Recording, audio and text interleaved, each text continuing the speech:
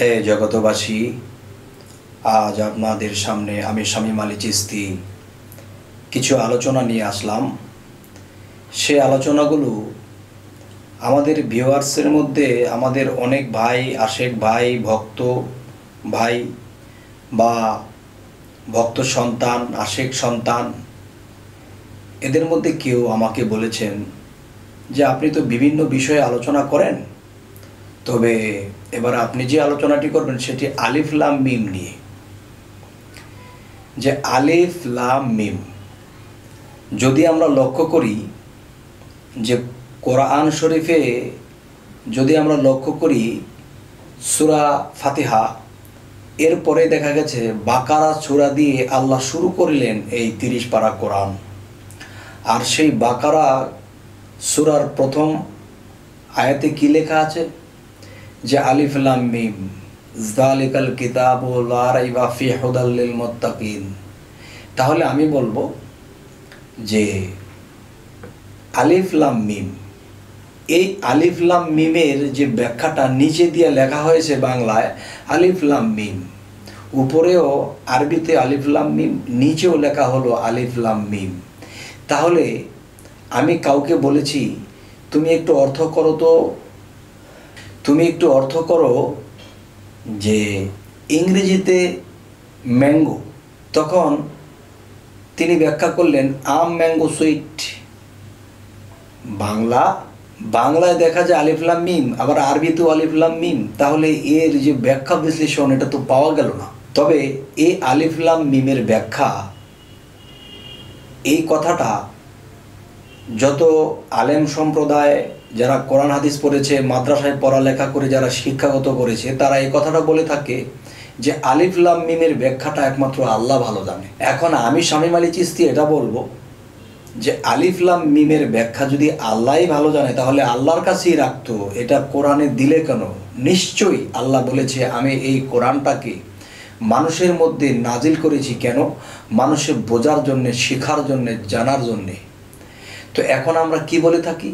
এখন আমরা বলে থাকি যে আলিফ লাম মিমের ব্যাখ্যা আল্লাহই ভালো জানে।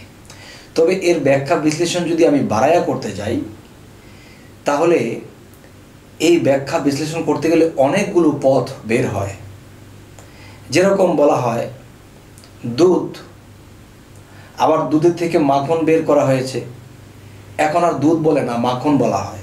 দুধ থেকে যখন ঘি আলাদা হয়েছে, এটা এখন দুধ বলে না, এখন ঘি বলে। এটা থেকে ছানা বের করে যখন মিষ্টি বানানো হলো, তখন বলা হয় এটা মিষ্টি, এখন এটাকে কেউ দুধ বলে না। তো পদার্থ একটা, এই একটা পদার্থকে অনেকগুলো পথ বা অনেকগুলো জিনিস বানানো যায়, তবে কোনোটাই মিথ্যা নয়। দুধের থেকে যে এত কিছু বের হলো, ছানা, দুধ, দই, মিষ্টি, তাহলে একটাও তো মিথ্যা নয়, কিন্তু তৈরি হয়েছে এই দুধ থেকে। তো আমি বলতে চাই এই আলিফ লাম মিম একটা পদার্থ বা একটা প্রকার আল্লাহ বলেছেন। এটার ব্যাখ্যা যারা কোরআন হাদিস পড়ে মাদ্রাসায় পড়ালেখা করেছেন তারা কি বলতেছে? এই আলিফ লাম মিমের ব্যাখ্যা আল্লাহই ভালো জানে, এটা একটা ব্যাখ্যা তিনি দিয়ে দিলেন। আর আমি বলবো কি যে আলিফে আল্লাহ, মিমে মোহাম্মদ, লামে কি হয়? লামে আলেমুল গায়েব। যেমন আমাদের একটা ভাষায় আমরা বলে থাকি ল। ল বিষয়টা কি? ল অর্থ আইন। তাহলে আলিফ লাম এরপরে মিম, কেন? মোহাম্মদ সবচেয়ে বেশি আপন আল্লাহর সাথে, মানে আলিফের সাথে মিমকে রাখবে, লামকে রাখলো কেন? যে এই জন্যই রাখা হয়েছে যে আলিফ লাম মিম, তার মানে লামে মাঝখানে দাঁড়ায় বলতেছে যে আমাদের ভাষায় বলি না, আর আরবিতে বলে লা। আমরা বলি না, আরবিতে বলে লা। আচ্ছা, তাহলে আইনের ঘরে দাঁড়াইয়া লাম কি বলতেছে? না, তোমরা সরাসরি আল্লাহর কাছে যেও না, তোমরা সরাসরি কখনো আল্লাহকে পাবে না। লামে আইনের জায়গায় দাঁড়ায় বলতেছে না, তোমরা আল্লাহর দিকে যেও না, তোমরা মুহাম্মদের দিকে যাও। মুহাম্মদ সাল্লাল্লাহু আলাইহি সাল্লাম হেরা পর্বতের গুহায় সাধনা করে কোরআন নাজিল হইল, তার উপরে নবুয়ত পাইলেন, রাসূল টাইটেল পাইলেন এবং তিনি আল্লাহর দোস্ত হইলেন। তো আল্লাহর কাছে যদি পৌঁছাইতে চাও, আল্লাহর কাছে যদি যেতে চাও, তাহলে মুহাম্মাদের কাছে আগে যাও। তার মানে লাম মাঝখানে দাঁড়িয়ে বলতেছে না, তোমরা আল্লাহর দিকে যেও না, তোমরা মুহাম্মদের দিকে যাও।